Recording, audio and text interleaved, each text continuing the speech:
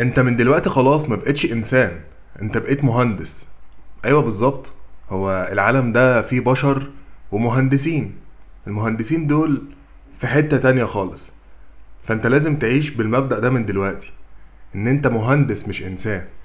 ايوه يا عم، خلينا نتبسط شوية بالكلمتين دول. يعني لا هنبسط في قلب الكلية، ولا هننبسط بره الكلية، ولا هننبسط كمان بالكلام. المهم، حلقة النهاردة حبيت ان انا اعملها واشاركها معاكم عشان اقول لك على اهم النصايح المهمة جدا جدا اللي تساعدك في كلية هندسة، وبالذات وانت لسه في اعدادي هندسة. وبحكم الاكسبيرينس بتاعتي في كلية هندسة هقول لك على شوية نصايح وتريكات كنت اتمنى ان في حد يقولهم لي قبل ما ادخل كلية هندسة. كانوا هيوفروا عليا كتير جدا جدا جدا جدا جدا كمان. فقبل اي حاجة، اعمل كوباية القهوة الجميلة بتاعتك، وانزل اعمل لايك للحلقة. وفي نص الفيديو كده او في اخر الفيديو في بقى تريكاية اللي هيوصل معاه لحد هناك، دي اللي هتفرق معاه السما والارض حرفيا. هو في الكلية تمام يا معلم؟ ولا تمام يا هندسة؟ تمام يا هندسة. يلا بينا يلا بينا. صلوا بينا على النبي يا جماعة عليه الصلاة والسلام. كلية هندسة من اصعب الكليات اللي انت ممكن تتعامل معاها. لازم تكون مقتنع بكده. يعني انت داخل كلية هندسة مش داخل تهزر. وده بنشوفه كتير جدا مع الناس اللي هم كانوا ثانوية عامة، بيحسوا ان هم خلاص خلصوا قفلوا اللعبة في التعليم من بعد ثانوية عامة، وبالذات تالتة ثانوي بيدخل الكلية يريح خالص. وده كارثة، وكارثة اكبر بالذات وانت في اعدادي هندسة. وهقول لك ليه كمان شوية. الناحية التانية بتاع الدبلوم بيبقى داخل، بيبقى عنده شغف كبير جدا، عايز يثبت نفسه، عايز يعمل حاجة. بس هو للأسف على الله أبيض عمره ما شاف أي حاجة من المواد اللي قدامه دي، فبيلبس في الحيط. فعشان كده عايزك تتجنب حاجات كتيرة قوي هقولك عليها دلوقتي. رقم واحد، اهم عنصر واهم بوينت لازم تكون مركز عليها وانت لسه في بداية رحلتك في كلية هندسة، اللي محدش هيقولك عليها، ان انت لازم تحط لنفسك تارجت وهدف من اعدادي هندسة. بمعنى ايه؟ حبيبي، انت عايز تتخصص ايه في هندسة؟ انت التخصص بتاعك بيعتمد على تقديرك في اعدادي هندسة. طب لو انت مشيت في اعدادي بشكل عشوائي، بدون هدف، بدون بلان، بدون خطة، بدون ما تكون انت متارجت لنفسك قسم معين، في الاخر هتلاقي نفسك مدخلينك انتاج يا معلم، وانت اصلا مش حابب انتاج. لان انت اختيارك للتخصص مش معتمد عليك. اختيارك للتخصص معتمد على تقديرك والتنسيق الداخلي اللي انت هتنسق فيه جوه في اعدادي هندسة. طيب، ما انت لازم تبقى عارف انت التخصص اللي انت عايز تدخله. لازم تبقى فاهم التخصص ده محتاج مني تقدير قد ايه عشان اشتغل عليه. عايز حاسبات، عايز كهرباء، عايز مدني، عايز عمارة، عايز معرفش اتصالات، عايز ايه عايز ايه. ما انا لازم ابقى عارف تنسيق الاقسام دي. السنين اللي فاتت في الكلية بتاعتي كانت بتقبل من كام، عشان انشن كده على القسم اللي انا عايزه واشتغل على التقدير بتاعه. دي اول نقطة مهمة بالنسبة لك، محدش هقولك عليها. لازم تفهم كل قسم عندك في الكلية وانت لسه في البداية بتكلم عن ايه، عشان ترتب لنفسك اهم 3 اقسام تحطهم في اولوياتك لما تيجي ترتب الرغبات بتاعتك. وتبتدي ان انت تحط الخطة اللي انت تشتغل علشان تجيب التخصص اللي انت عايزه.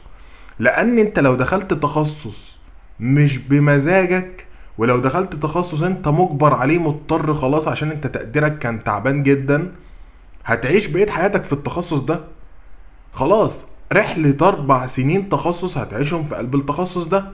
فيبقى ليه توجع دماغك بقى؟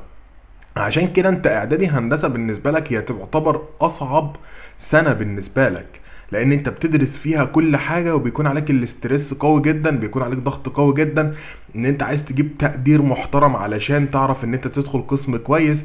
بعد كده لما بتدخل بقى في مرحلة الاربع سنين بتوع التخصص، ويا رب يبقوا بالنسبة لك بس 4 سنين ما يزيدوش عن كده يعني، تمام. فبالنسبه لك خلاص انت عرفت التارجت بتاعك، عرفت الهدف، عرفت انا مستقر في ايه، فخلاص الدنيا بترتاح من عليا شويه. يبقى انت لازم تحدد لنفسك انت عايز تتخصص ايه عشان تبتدي ان انت تشتغل على التخصص ده. دي اول نقطة ومش هتكلم فيها كتير، انت فهمت وجهة نظري. عندك ندوات بتتعمل في الكلية، اعتقد ان هي اتعملت، او لو اللي لسه ما اتعملتش انزل احضر الندوات دي اللي بتعرفك التخصصات والاقسام والكلام ده كله. ما عرفتش تحضر حاجة من الندوات، الانترنت مش مخلي حاجة. انت بقيت في كلية هندسة المنصورة، في هندسة القاهرة، في هندسة الزقازيق، عين شمس، وات ايفر، انت في هندسة طنطا، في اي حتة. فانت عارف ايه التخصصات المتاحة بالنسبة لك في الكلية. ادخل على يوتيوب سرش عن قسم كذا وقسم كذا وقسم كذا، وذاكر الاقسام، ذاكر التخصصات. والله العظيم هتندم لو ما عملتش كده في الاخر. انا واحد من الناس كنت جايب في اعدادي هندسة بتاع 30% مثلا ولا حاجة و20% في اعدادي هندسة، لان احنا دخلت علينا كورونا، فالترم التاني امتحناه في قلب البيت، فما خدوش تقدير الترم التاني، خدوا تقدير الترم الاولاني بس، ودخلوني مدني. انا بحمد ربنا ان هم دخلوني مدني يعني، لان انا كنت حابب اصلا في الاول مدني، انما تقديري ده في الطبيعي ما يدخلنيش حتى كده تحت بير السلم. تمام. فانت ما تتحطش في موقف ان انت تبقى مجبر ان انت تدخل قسم معين. اشتغل، هات اخرك، وهقول لك دلوقتي تعمل ايه. هات اخرك حرفيا، عشان في النهاية لو ما جالكش التخصص اللي انت عايزه تبقى انت ما خسرتش كل التخصصات، يبقى انت مأمن نفسك بتخصصين 3 تانيين تحت منه. ما تبقاش انت جايب المينيمم للتخصصات فتكتشف ان تقديرك ما جابوش، فتكتشف ان انت دخلت تخصص اصلا ملوش وجود اصلا، اللي هو بيروح يلم بس اللي هم ال20 30 واحد اللي مش جايبين تقدير. فتجنب الجزئية دي. تاني حاجة، محاضراتك ثم محاضراتك ثم محاضراتك.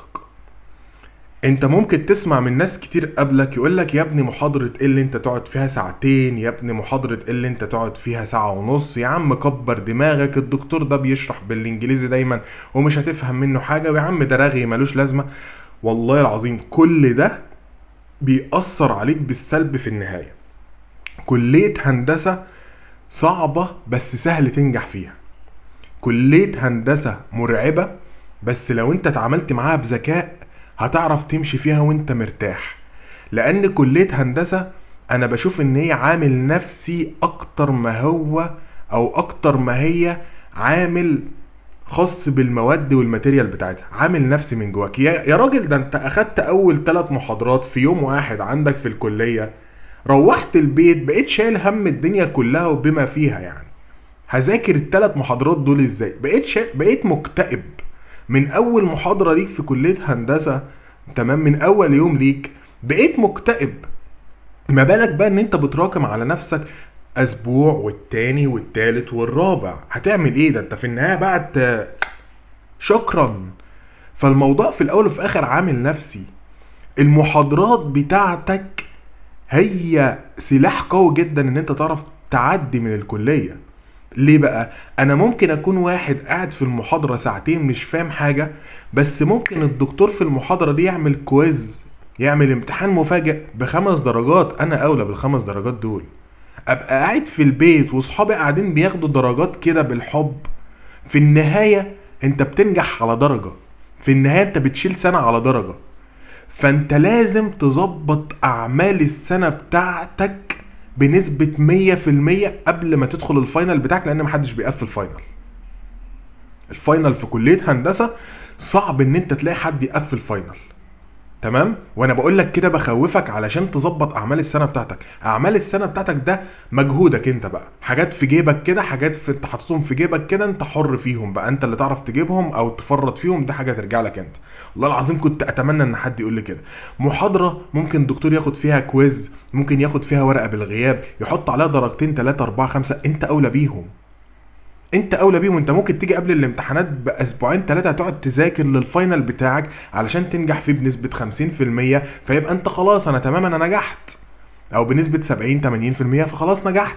لكن لو انت فرطت في درجات اعمال السنة بتاعتك ما عدتش هتعرف ان انت تجيبهم تاني. خلاص يا معلم، ما عدتش تعرف تعمل فيهم اي حاجة. فالمحاضرات بتاعتك اقعد سجل لنفسك فويس نوت، سجل للدكتور ريكورد.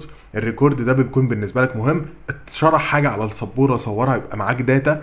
كل ده بالنسبه لك بيكون مهم جدا جدا جدا. ولو انت استفدت من المحاضره بنسبه 5%، مع السكشن بقوا 30%، مع مذاكرتك بقوا 60-70%، مع التكرار هتوصلهم 90-95%.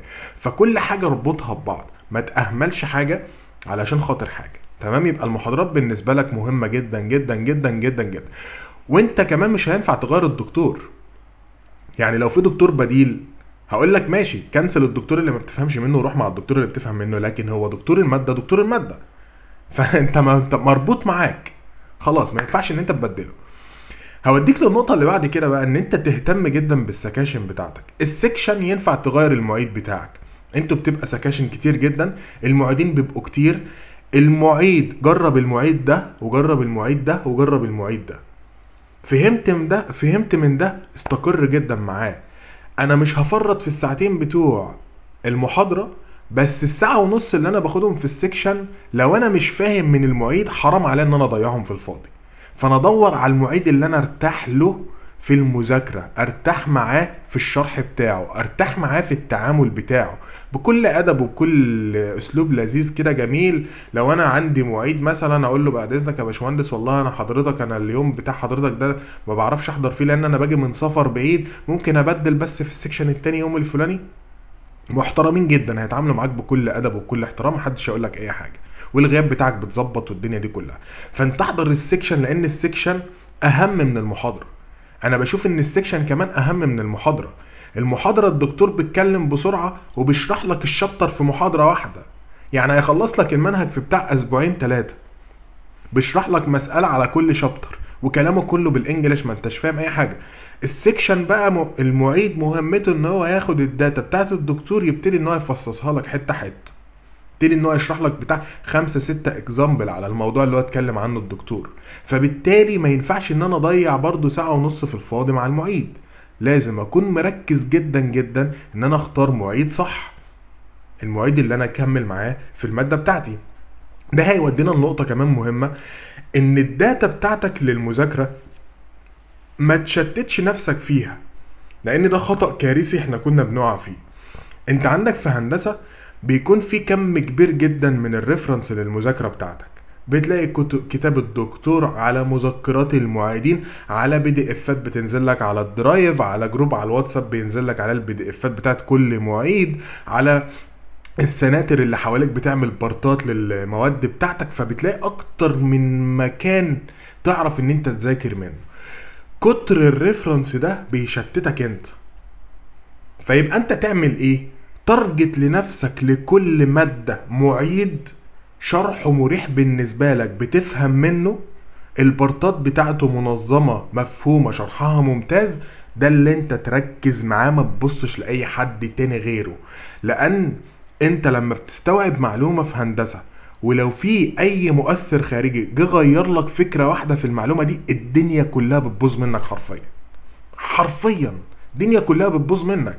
فيبقى انت ثبت لنفسك لكل مادة معيد، المعيد ده اللي انا هركز معاه، مع البارتات بتاعته، مع الشرح بتاعه، مع اسلوب الشرح بتاعه، مع المذكرات اللي بتنزل ليه، ده اللي انا ابتدي ان انا اركز معاه. جرب كذا معيد، جرب كذا واحد للبارتات بتاعته لحد ما تستقر على المعيد اللي انت هتذاكر من وراه، لان ده بالنسبة لك مهم جدا جدا جدا جدا جدا كمان.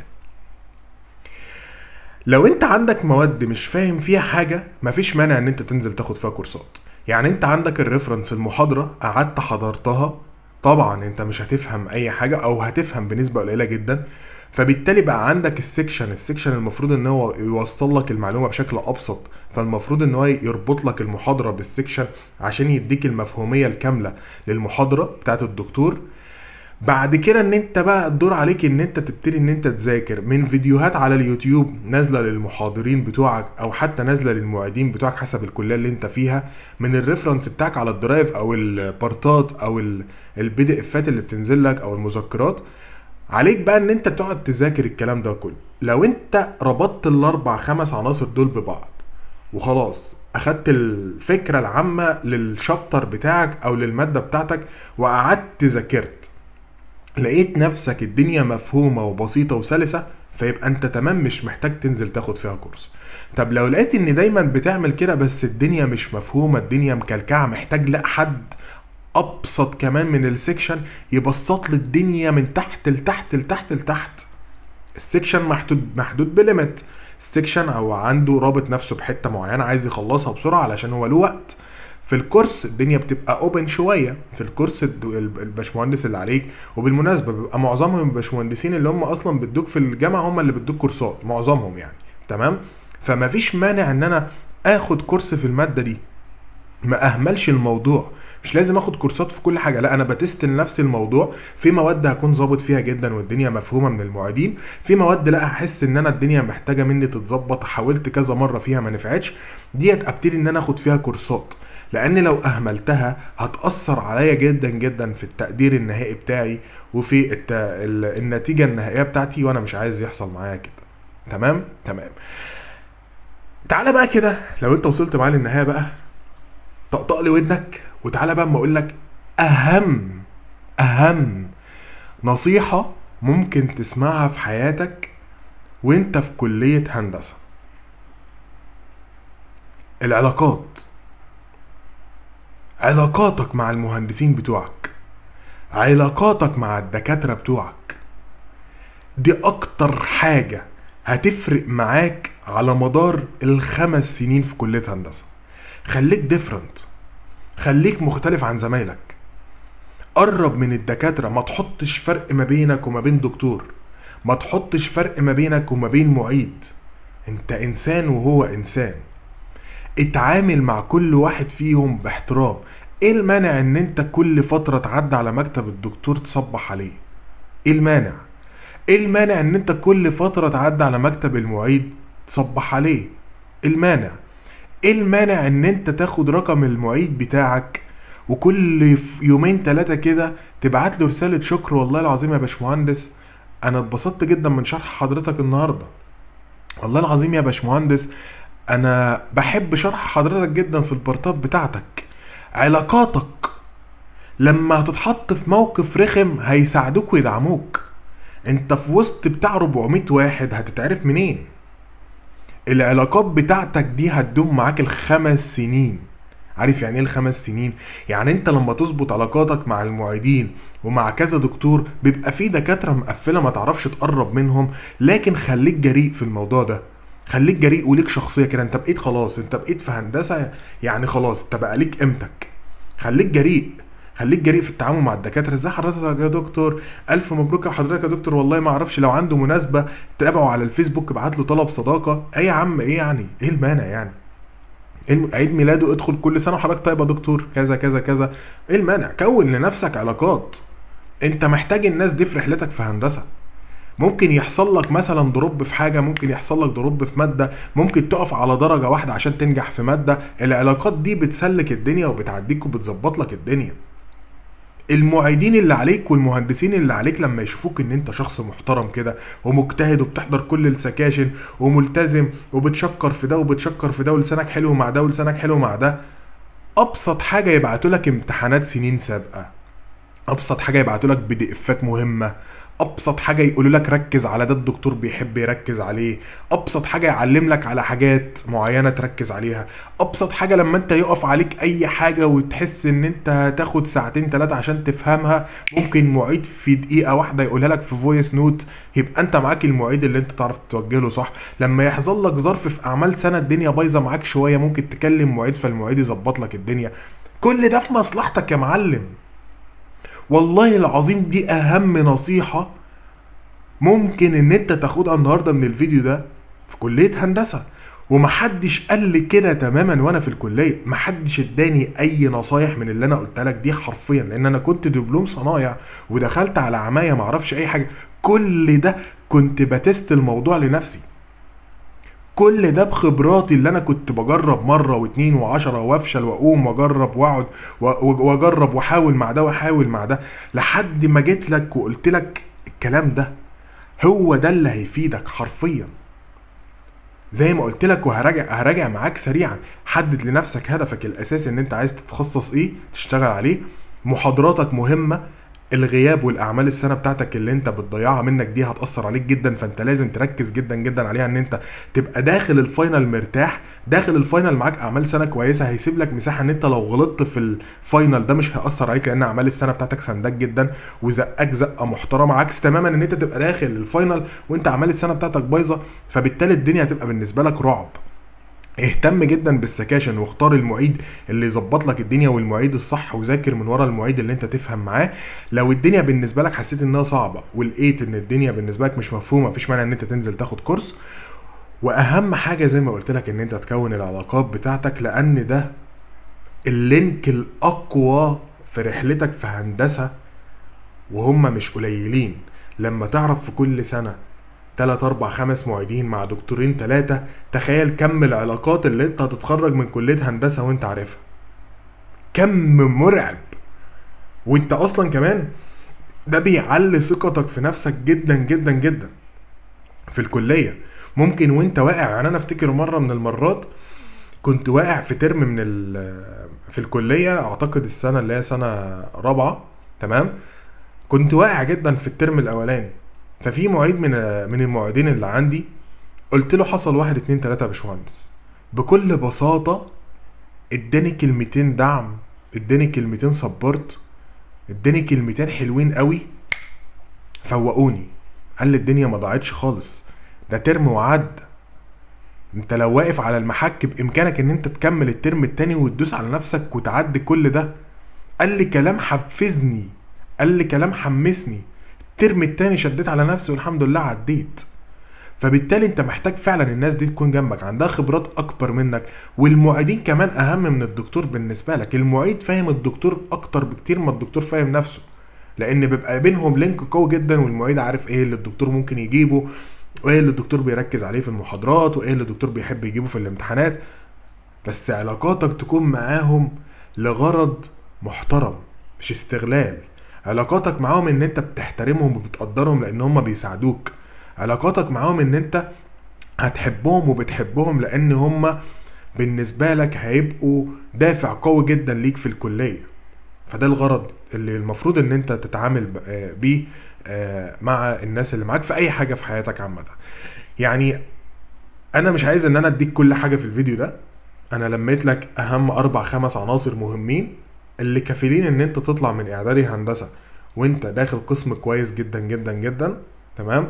مش عايز اديك كل حاجة، لان لو اديتك كل حاجة الدنيا هتتوه منك، ولكن خلي الموضوع ستيب باي ستيب.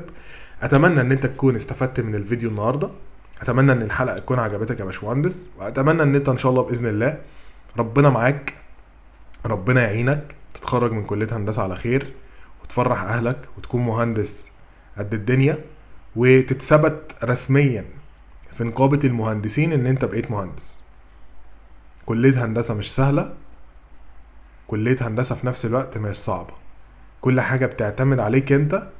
ذاكر اول باول، ذاكر من اول يوم كل يوم عشان ترتاح وانت في الكلية.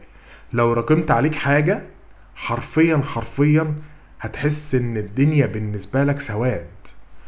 المحاضرة لما بتتراكم على اختها بتحس ان الدنيا غيمت في وشك، ما بالك ان انت تراكم اسبوع فوق اسبوع فوق اسبوع، دنيا هتقلب بالنسبة لك سواد حرفيا.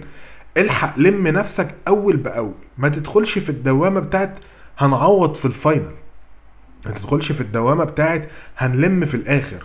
موضوع في هندسة بيكون صعب جدا جدا جدا والله العظيم.